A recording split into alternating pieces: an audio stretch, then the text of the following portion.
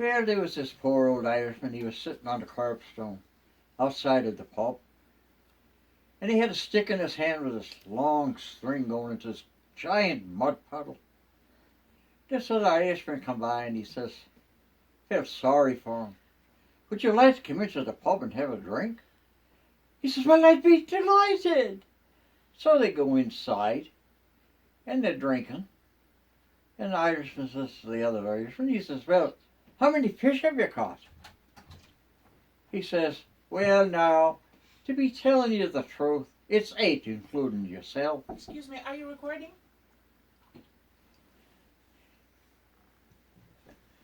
So, there was this English lawyer and this Irishman sitting on an airplane on a trip.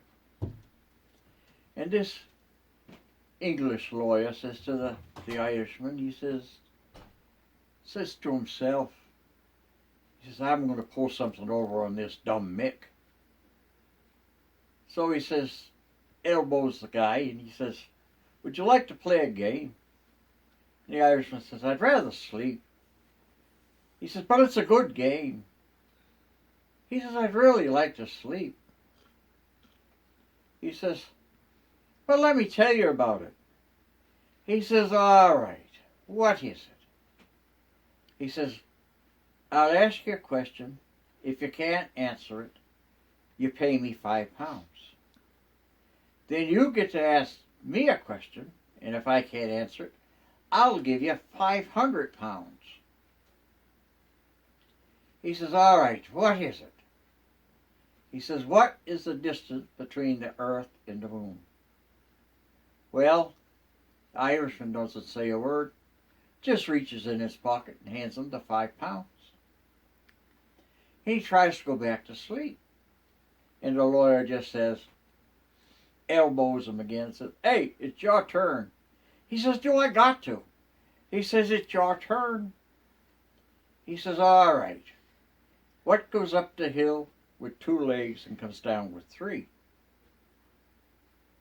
Well, that lawyer, he got on his laptop and he Googled that and he emailed his old law professors and a bunch of his friends, and he couldn't come up with an answer. So he handed the Irishman the £500. Well, the Irishman dozes off, and it's really bugging this lawyer. What the heck is the answer to this thing? So he elbows the Irishman once more, and he says, all right, what goes up the hill with 2 legs and comes down with 3? Irishman didn't say a word. He just reached in his pocket and gave him £5. The moral of the story is, don't fool around with a good Irishman. You're going to have to tell the fishing pole joke again because you only told half of it. Which half did I tell? The first half. But, then she came out. Oh, you want me to? Okay. You got to tell the fishing pole joke again. All right. So there was this poor old Irishman. He was sitting outside the pub on a curbstone. In his hand he had a piece of wood with a string hanging off the end of it into a big mud puddle. This other Irishman comes by and he says, would you like to come into the pub and have a drink? He says, well, I'd be delighted. So they go inside and they're drinking, and finally the Irishman says to him, how many fish have you caught? He says, well, now, to be telling you the truth, it's 8, including yourself. Sucker. This Texan went into a pub, and he announces, you get 500 cash American dollars for anybody that can drink 10 pints in a row. Well, nobody took him up on it. But one guy left the pub. Half hour goes by and he comes back. And he taps the Texan on the shoulder. He says, is that bet still on? And the Texan says, well, sure. He says, well, line him up. So the barkeep, he lined it up to 10 pints. And one right after the other, that Irishman, he drunk him down. Well, Texan gave him the $500. He says, do you mind if I ask you a question? He says, well, what is it? He says, where did you go for that half hour?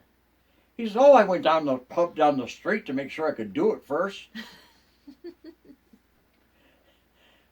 There was this Irishman going from side to side on the road. And the cop pulled him over. He says, Paddy, what seems to be your problem? He says, these trees keep jumping out in front of me. He says, Paddy, that's your air freshener. There was this priest. He was going down the road side to side. And the cop pulled him over. He says, Father, what have you been drinking? He says, water, of course. He says, let me see that bottle. And he took the bottle. He smelled it. He says, Father, smells like wine to me. Ah, science preserve, he's doing it again. Yeah, there's quite a few. You know, over in Ireland, they got these two-wheeled buggies. It's horse-driven. And the guy's going like a bat out of Hades down the middle of the road. Finally, the cop picks up to him and he says, O'Shaughnessy, don't you realize you lost your wife 2 blocks back? He says, oh, thank God, I thought I was going deaf. That's bad. Oh, man. That's bad, Grandpa. Well, there was this, during World War II, this Nazi caught an Irishman, an Englishman, and a Frenchman in the desert. And he says, I'm going to have to shoot you. He says, but I'll give you your last wish. So he asked the Frenchman, what he wanted. He said, some fine French wine. And he asked the Englishman what he wanted. A spot of good English tea. And he asked the Irishman, he says, I want a car door. He says, a car door? What do you want a car door for? So I can roll the window down when it gets hot. Not real bright. Well, you see, there was this old Irishman on his deathbed. And he calls up his friend. He says, Patrick, would you come over here? I got a special favour to ask of you. He says, well, I'll come over. So he goes over there and he goes in the room with him. He says, what can I do for you?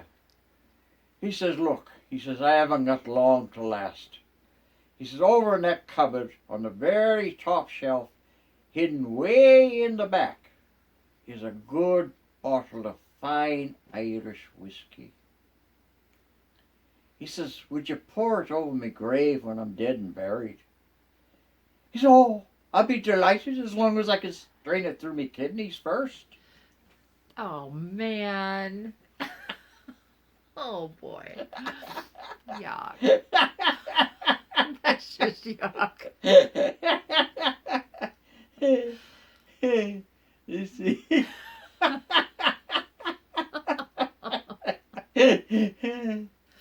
Well, let's see now.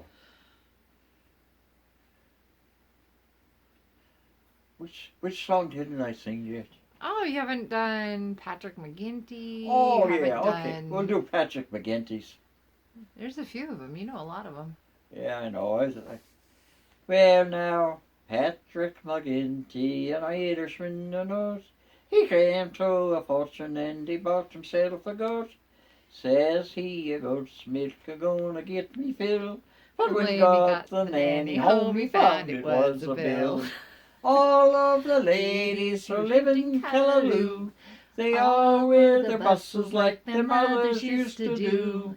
They all wear a bolster beneath their petticoats and leave the rest of Providence and Paddy McGinty's goat. Boom, boom, boom, boom, boom.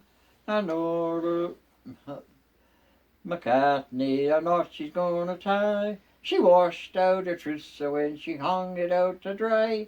Along came the goat and saw the bits of white and ate up the federals on her wedding night. Out turned the light quick, she shouted out to Pat, although I'm your bride, I'm not worth looking at. I told you I had two of everything when I wrote, but now I got one enough from Patty McGinty's coat. Boom, boom, boom, boom, boom. Now Mrs. Burke to her daughter Mary Jane. Now who was the guy you were cuddling in the lane? Had long wiry whiskers a-hanging from his chin. It's only Pat McGinty's coat, she said with a grin. She left the village in disgrace. She came back with paint and powder on her face. Had rings on her fingers and a new sable coat. You bet your life she didn't get that from Patty McGinty's coat. Boom, boom, boom, boom, boom. Now Michael O'Reilly went the race the other day. He won $20 and he shouted, hip hooray! He held up the note saying, look at what I got. Along came the girl and ate up all the lot. He's ate up me banknote, my shouted with a hump. Well, they went to the doctor and they got a stomach pump. Well, they pumped and they pumped for their $20 note. But all they got was 9 pence out of Patty McGinty's coat. Boom, boom, boom, boom, boom. Now Patty's coat has a wondrous appetite. And one day for breakfast he ate some dynamite. A big box of matches, he ate it all serene.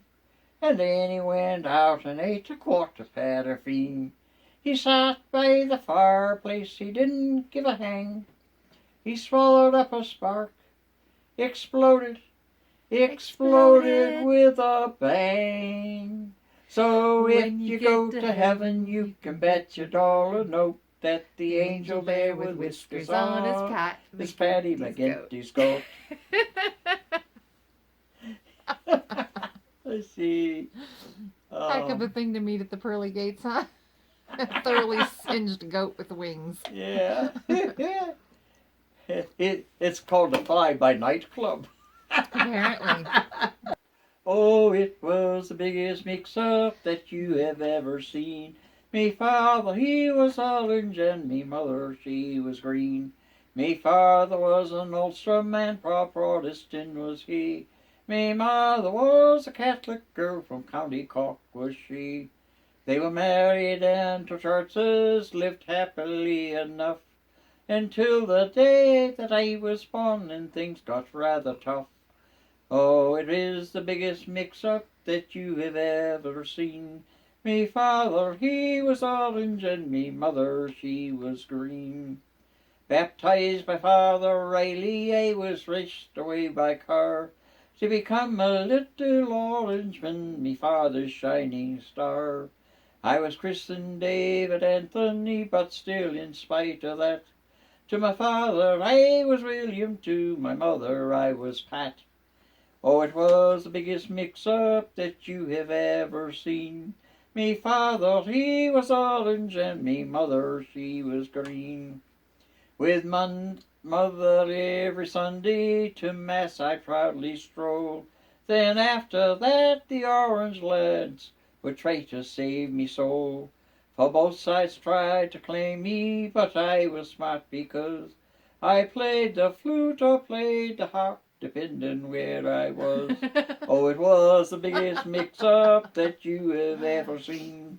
Me father, he was orange, and me mother, she was green.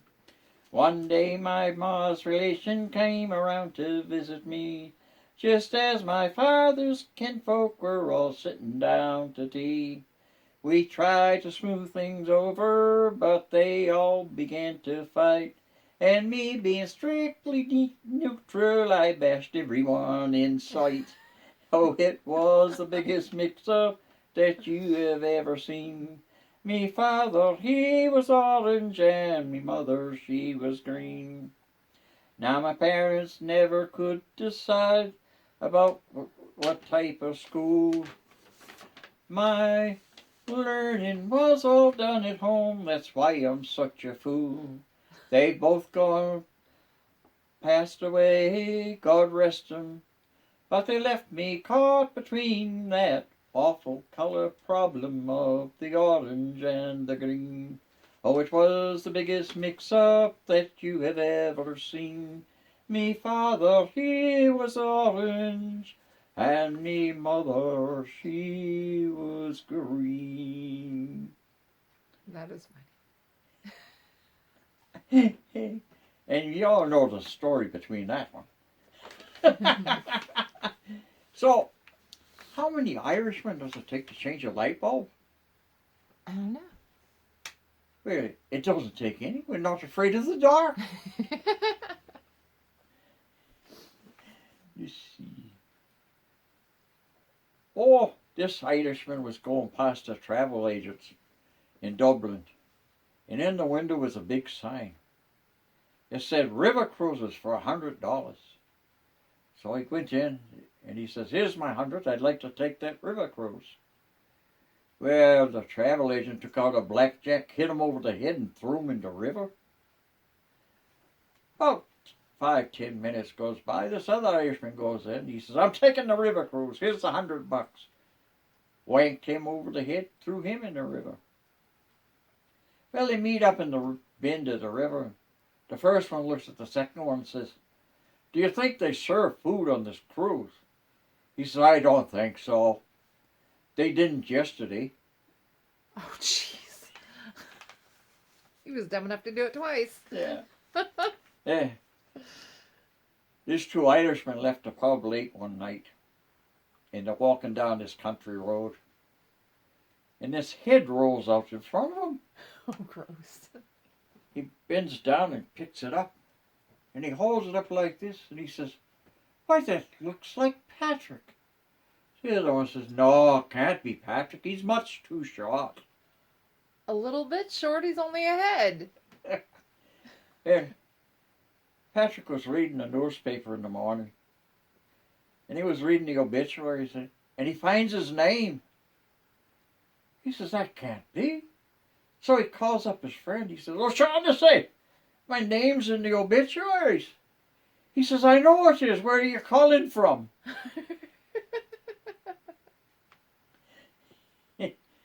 During Halloween, these two Irishmen was in the pub, and they were taking a shortcut through the cemetery. And they go along about 500 feet in there, and they hear tap, tap, tap, tap, tap, tap. One looks at the other, and his eyes are big, and he says, "Do you think that was a ghost?" He says, "I don't know, but let's just keep on going." So they walked another 500 feet, and they hear tap, tap, tap, tap, tap, tap. He says, "Are you sure it's not a ghost?" He says, "No, but we're halfway there. We might just as well keep going." So they go about another 500 feet, and one looks over, and kneeling next to this tombstone is this old man with a hammer and a chisel. And that Irishman smiles, and he says, "Oh, thank God it's you." He says, "You scared the living daylights out of us. We thought you was a ghost." He says, "Oh, I wouldn't do that to you. I just came up to correct the spelling on my name." Oh, man. That's bad. Well, you can't win them all. Clearly. Oh, this is a funny song. If you don't laugh, it could be her fault. Oh, I can laugh when things ain't funny. Happy-go-lucky me. I can smile when I ain't got no money. Happy-go-lucky me. It may sound silly, but I don't care. I got the sunlight, I got the moonlight, I got the stars above. Oh, I can laugh when things ain't funny. Happy-go-lucky me. Well, me and my filly, well, we both share a happy-go-lucky love. Oh, Life is sweet, much sweeter than honey. Happy-go-lucky me. Happy-go-lucky me.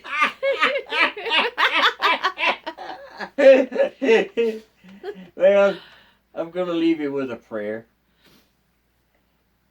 May God give you, for every storm, a rainbow, for every tear, a smile, for every case, a promise, and a blessing for each trial. For every problem life sends, a faithful friend to share. For every sigh, a sweet song, and an answer for each prayer. God bless you all.